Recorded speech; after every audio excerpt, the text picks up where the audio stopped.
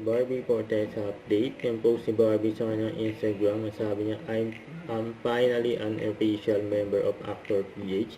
I am proud and honored to be part of this league of actors who share the same passion and dedication to the craft and organization that pushes for protection in the workplace and better opportunities for its members. At napaka-comment pa si Ding Dong Dante sa si Miss Mitch, Congrats kay Barbie. At ito pa yung dalawang abangan kay Barbie event sa January 27, 8:30 p.m. at sa February 7, 10 a.m. Grabe. Back-to-back event ni Barbie. Avenon So, Exosome for Avenon, Biosignal uses precise session ni Barbie cooling sa and Avenon. acoustic nozzle to deliver exosomes and cosmeceuticals deep at the dermal-epidermal junction with breezy comfort.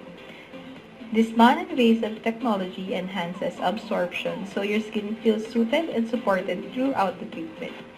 Experience advanced skin delivery and recovery with Avignon Exosome Biosignal. Don't forget, subscribe, click the notification bell for more updates. This is with Shorting Action Live. Stay tuned for more videos. See ya.